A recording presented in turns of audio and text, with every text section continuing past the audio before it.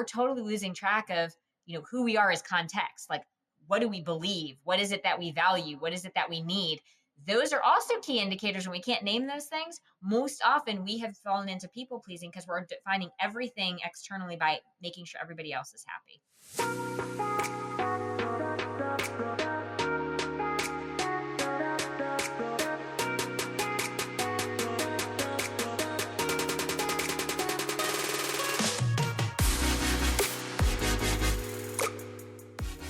Hi, I'm Veronica Cisneros, licensed marriage and family therapist, entrepreneur, and host of the Empowered and Unapologetic podcast. I was 1 month away from divorce. The court papers were filed. We had just had our first daughter, and I felt more alone than ever. My husband told me he was tired of competing with my career. I was overwhelmed, disconnected from my family, and questioning everything I had built. I didn't want to lose my marriage, but I also didn't want to keep losing myself. So I did the hardest thing I've ever done. I stopped pointing fingers and started doing the work on me. Now, after 25 plus years of marriage, raising 3 daughters, and running a thriving therapy practice, I'm here to help you do the same. This podcast is for the woman who looks like she has it all together, but secretly feels like she's falling apart. We're talking real marriage struggles, parenting teens, rebuilding trust, reclaiming identity, and finally feeling like you again. Pull up a seat. You don't have to figure it out alone. This is Empowered and Unapologetic.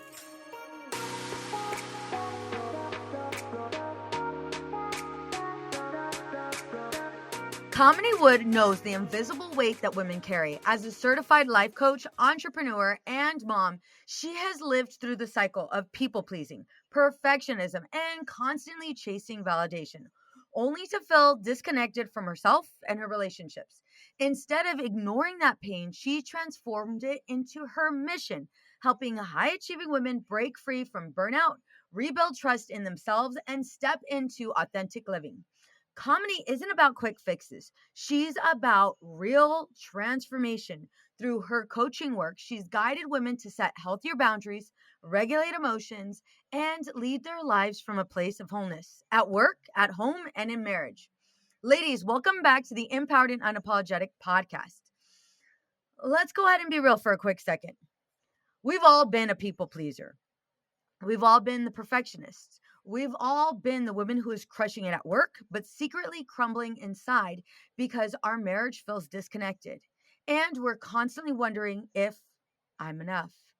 That's why today's episode is so important. My guest, Kamini Wood, gets it. She has lived through the cycle of chasing approval, ignoring her own needs, and wondering why success still felt empty. And instead of staying stuck, she turned that struggle into her calling, helping women like us feel free from the constant good girl expectations and started living authentically.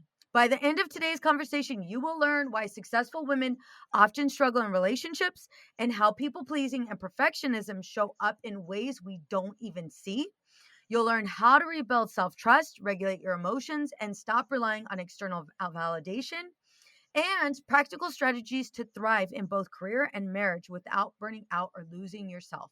So if you've ever thought, why do I do everything for everyone else, but still feel unseen and disconnected, this episode is for you. Kamini, thank you so much for joining us. Thank you so much for having me. So we're going to just get straight into it. So let's start with this. Here's what I find most women struggle with. They feel like they show up for everyone, their job, their kids, their husband, their friends, their parents, their siblings. But deep down, they know they're people pleasing. Why do women who are smart and successful still get trapped in this cycle? I think that there's a multifaceted answer to that. I think it could be, it's different for different people, but I do think that a lot of women underneath that, there is a narrative or a false belief of not being enough or needing to prove one's worth, or needing to be accepted, find that sense of acceptance or belonging. Yep. Or it could be a combination of all of those intermixed together. I think for me personally, it was an intermix of all of those together.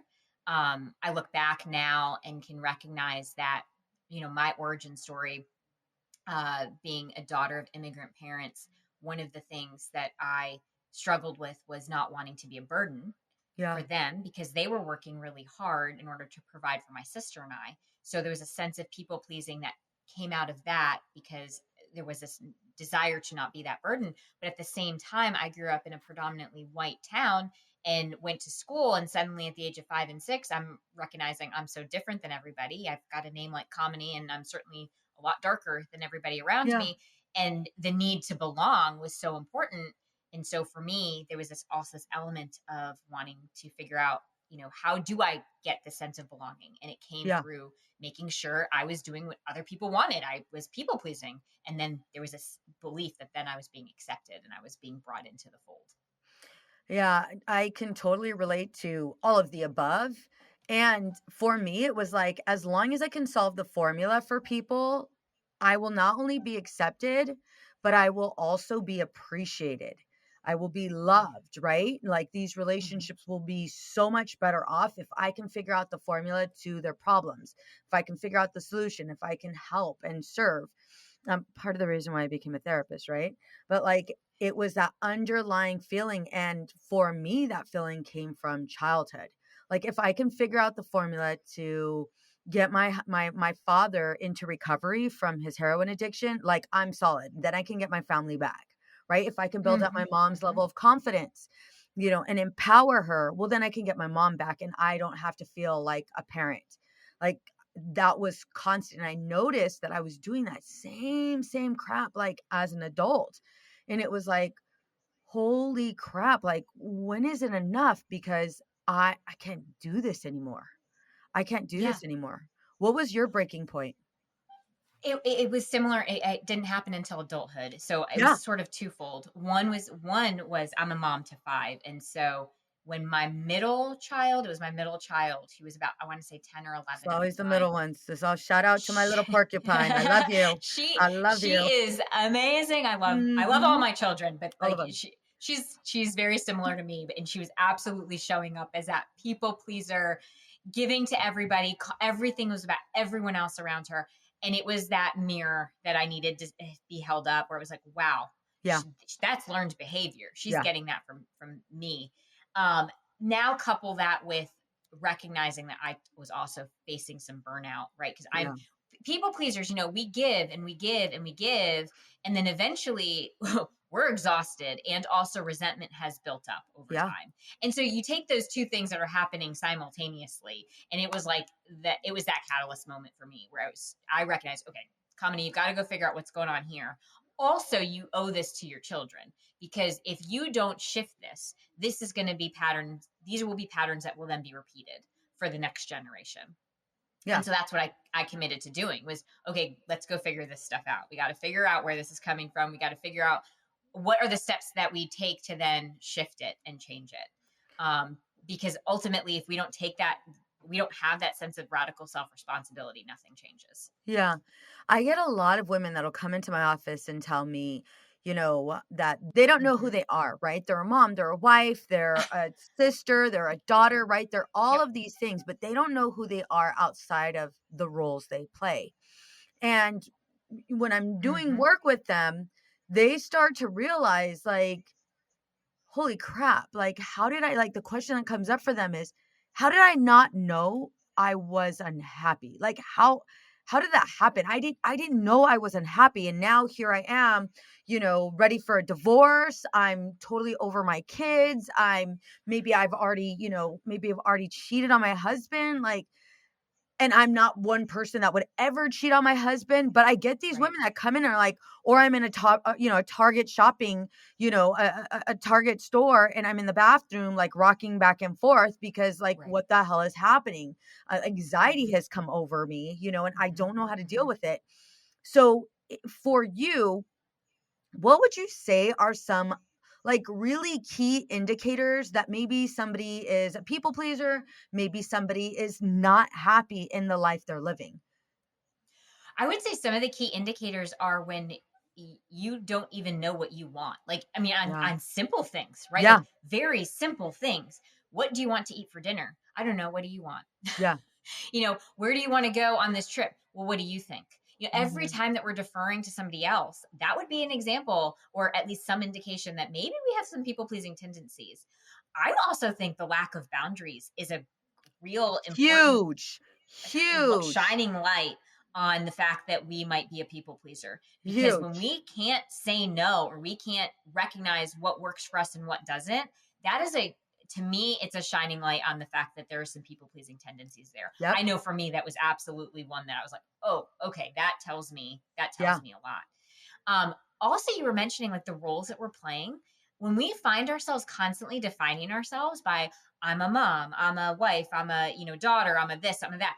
That also, I say it offers it's a doorway to ask yourself, okay, if I'm defining myself by every role I'm playing, we need to get curious about that, because Yeah. that is really, in the in ACT they talk about self as content, and self as content, it is the roles we're playing. We're totally losing track of who we are as context. Like, what do we believe? What is it that we Yes. value? What is it that we need? Those are also key indicators. When we can't name those things, most often we have fallen into people pleasing because we're defining everything externally by making sure everybody else is happy. Absolutely. There's this quote. It's by somebody that's anonymous, and it says, "Stop lighting yourself on fire to keep others warm." And that's a huge I love indicator that people are not setting boundaries because they continue to light themselves on fire to keep somebody else happy, content, to keep the relationship going. Thank you for sharing that. You talk about people pleasing and perfectionism as barriers of intimacy.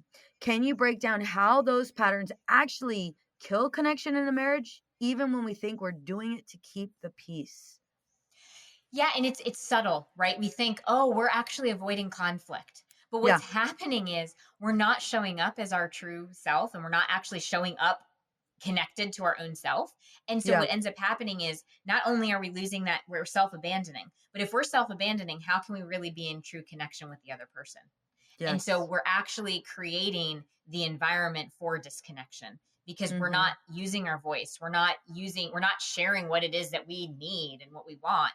And I really want to be careful not to get into this, like, I think some people will say, well, it's selfish to be a people pleaser. It's not about selfishness or not. This is Nope. just about how are we showing up, and what are we willing to shift and change Yeah. in order to move things forward for ourselves. Bingo. So many women listening are probably nodding right now, thinking, that's me. I don't even know who I am outside of what people expect from me. Where do we even start to untangle that identity crisis? Oh, that is such a loaded question, because I think it is so scary for many of us, right? Yeah. Because the moment we start untangling it, we have to face the fear that some people might actually drop off from our life. Which Yeah. I just want to be, I think we need to be more honest about this. Like, I think there's so many people who are talking about, well, you need to set boundaries as an example, but nobody really also highlights, like, and when you do that, it's going to be so uncomfortable for you. Yep. It's going to be uncomfortable for the other people. And here's the hard truth: there will be relationships that fall off. And Yep. as I say, it's because those people were benefiting from your lack of boundaries in the first place. The Yes. people who truly want to be in connection with you they'll be uncomfortable, but they will adjust to your new boundaries. But it Yep. is so important that when we start to disentangle this, we're starting to recover like who we are. I say the very first step is, first of all, we need to, awareness is number one, which we've already Yep. gone through, right? We become aware, like, okay, I've lost myself. I don't know who I am. But then it really is really sitting with ourselves and coming back to, what are my core needs? Like, what Yeah. is it that I actually need? And what is it that I actually value? Like, what means something to me? Yeah. Those two things are the very first two pillars that we have to identify. And then the third pillar that I say is beliefs. Really identify what false beliefs are running our show, and then working towards shifting those false beliefs. So if we do have the belief that I'm not enough unless everybody's happy around me, that's important, because we need to now start to break that down and recognize that, first of all, we were already enough. And us Yeah. turning ourselves into a pretzel doesn't suddenly make us enough or worthy, Mm-hmm. right? It Mm-hmm. makes us completely disconnected to ourselves. So what's actually true? Well, what's actually true is I want a real authentic relationship with the people in my life. Well, how am I going to get there? I have to show up as my true self in order to actually be able to figure out whether we're connected or not. Yeah, absolutely. So those three things I would say are the very first part. And, call a spade a spade. It's not easy work. It's No, not like, ooh, cool. I feel no, disconnected myself and we're going to snap our fingers and tomorrow everything's going to be fine. no. There is a lot of personal work that needs to be done, a lot of self-reflection. And I appreciate you pointing out that it is true. When you start to set boundaries, there are consequences because you must follow through with whatever consequences you come up with if anybody crosses your boundary. At the same time, there are consequences for you as well. And I appreciate that you mentioned, yeah, that relationship not might not be able to withstand itself, being that it was so fragile to begin with, and it was on unhealthy ground, on unstable ground. Hmm.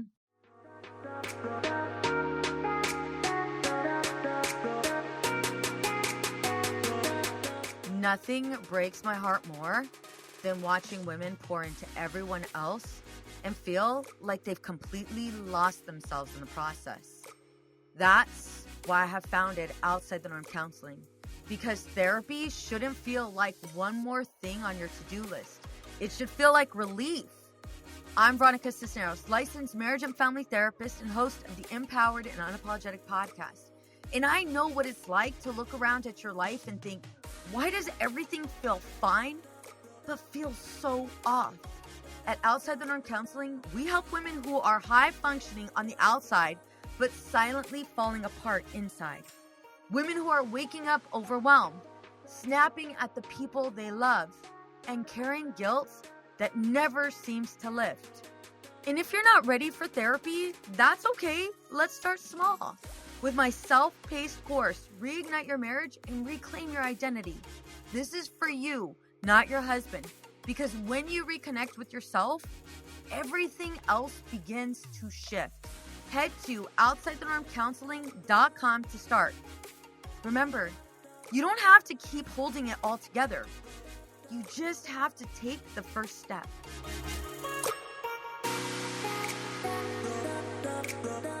If you were coaching someone live and they said, I don't trust myself to make decisions anymore, I second guess everything, what would be the first step you'd walk them through to rebuild that trust?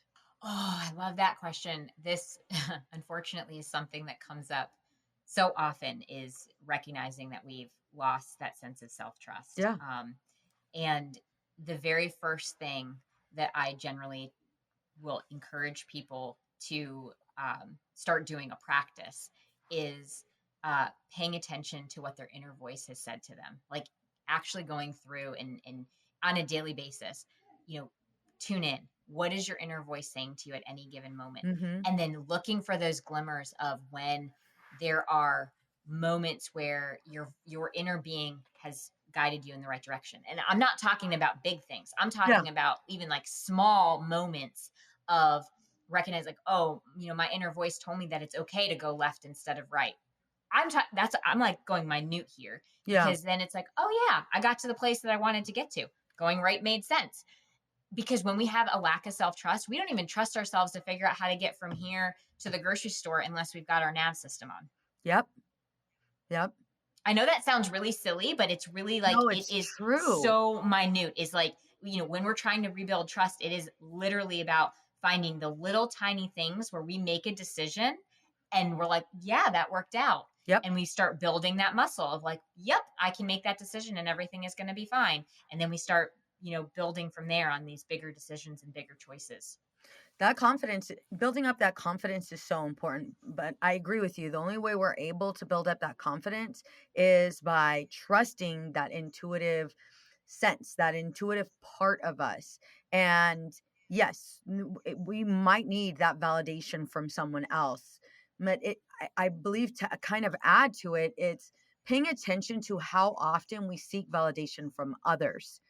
And once we start identifying how often we're seeking that validation from others, being able to practice that self-validation so that you're no longer relying on somebody to tell you what's right and what's wrong. And instead, you can discern from what's healthy and unhealthy for you. Yes, and on that, I mean, I'll give you a great example Yeah. from my own personal life. Um, I used to get into the parking lot, and I literally would be driving around the parking lot. I'm like, okay, which spot should I take? Like, which one is the right one? That is a complete like that was a lack of self trust for something so silly as which parking spot. And my own kids would be like, "Mom, just pick a spot. Like, Just who park. cares?" And so when I'm saying like these little like these tiny examples of what I do with my clients, it literally is notice those moments where you're even asking out loud, like, is this okay or is this okay? And trust yourself to make a decision and then Yeah. pause and be like, you know what? I just parked the car. I parked the car wherever I wanted to park the car. And to this day, actually, my kids will joke with me about that because I'll just be like, I'll park somewhere and then they'll be like, oh my gosh, you picked the farthest spot in the parking lot. And I'm like, you know what? This is the one I wanted. It's fine. Yep. Yep. I love that. Speaking of boundaries, boundaries are so scary for moms because we feel guilty for saying no.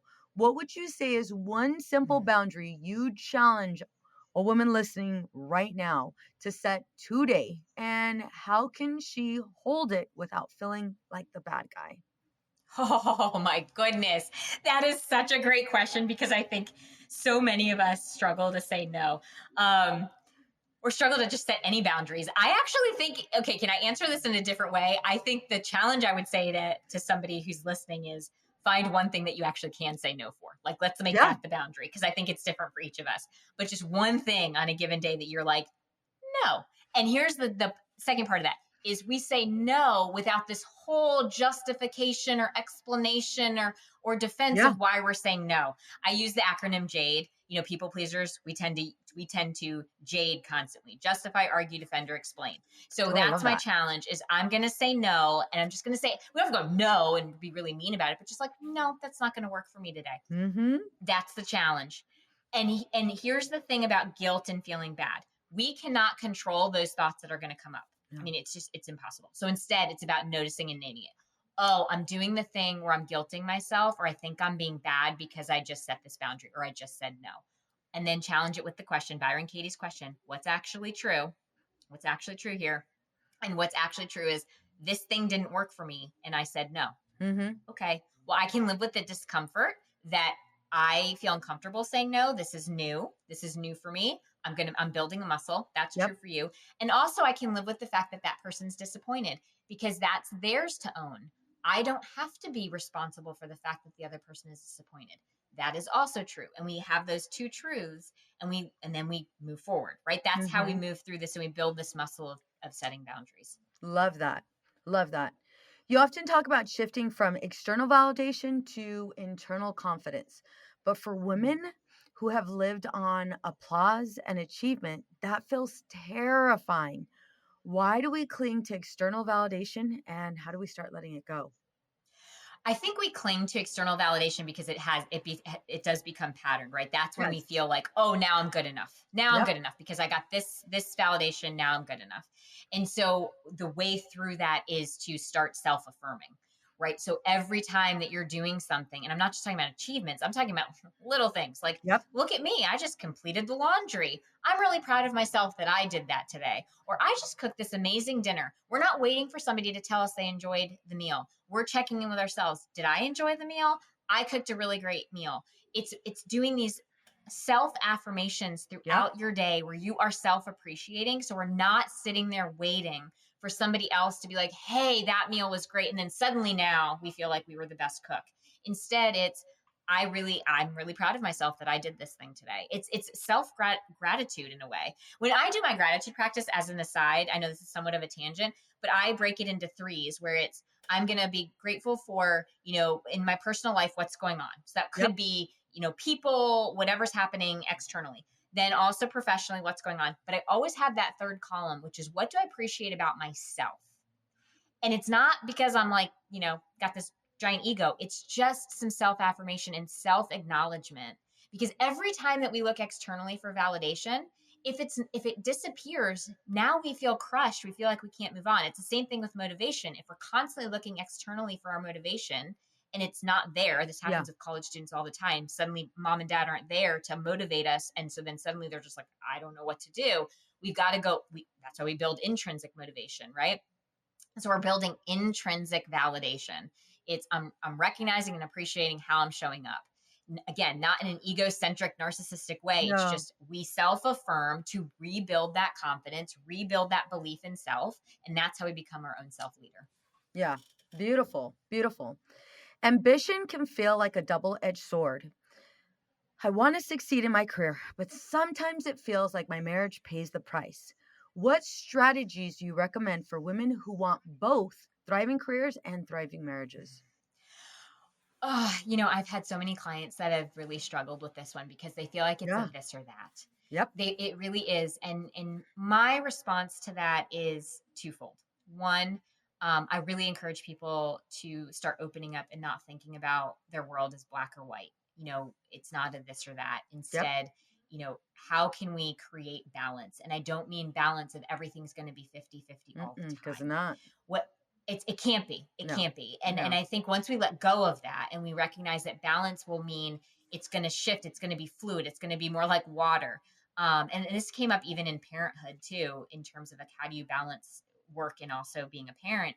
One day you're going to need to focus more on work, and then you balance it with, another day you're going to focus more on family life. Yep. And you give yourself to ebb and flow with it and recognize that it's not going to look the same every day. I say this all the time, even with kids, because having multiple kids, you can't be quote totally equal amongst your children. What ends Yeah. up happening naturally is one gets more of your attention one day, but then it's going to flop another day. And what you trust is that there's going to be overall balance. And if you're aware of it, you're going to make the decisions to do that, right? What happens is we aren't aware and we're not setting the intention.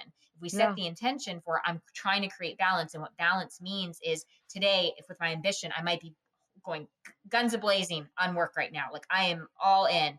And then I also make the commitment that I'm going to balance it with relationship time or family time or whatever, on this day. And that's how we create that sense of balance. If you could give my listeners 3 small, tangible steps today to start moving from people pleasing to authentic living, what would they be? Okay, the 3 steps that I would offer up are number 1, it would be check in with yourself on, boundaries. What am I putting up with that I actually do not that don't align with me? Number 2, checking in with yourself on your own needs. Like what Mm-hmm. is it that I'm needing and what is not being met right now? And number 3, paying attention to where you are saying yes when what you really want to say is no. Yeah, absolutely. Wow. Wow. Today hit home for many of us. We learned that people pleasing doesn't make us better wives, moms, or leaders. It actually robs us of intimacy and authenticity. And the good news, we can choose differently. We can rebuild trust in ourselves, set healthier boundaries, and lead from a place of wholeness without burning out.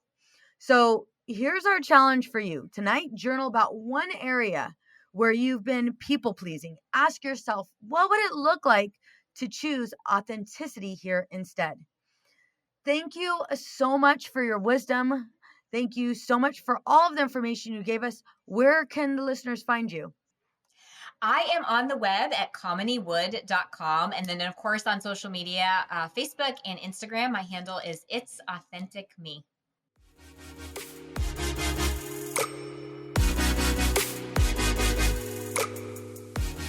Raise your hand if you are ready to level up your marriage for 2023. Do you find that you're spending your time together with your husband checked out and in front of the TV? I know you're ready for tangible strategies that actually get you results. Reignite the spark in your marriage, have fun, and grow together. Well, I hope you have your hand raised at this minute because I have something special for you. I'm introducing my brand new 6-question marriage predictor quiz that's gonna give you personalized results to catapult you into the next stage of your marriage journey. That means you'll receive the results to where your marriage can get the best help. If you've got just 1 minute, head to veronicacisneros.org/quiz. Again, that's veronicacisneros.org/quiz, and you can take my brand new quiz, Marriage Predictor. Get your results delivered right to your email address. Again, that's veronicacisneros.org/quiz veronicacisneros.org/quiz. What's up, ladies? Just want to let you guys know that your ratings and reviews for this podcast are greatly appreciated. If you love this podcast, please go to iTunes right now, write a review, rate the episode, and subscribe. Don't forget to share it with your friends.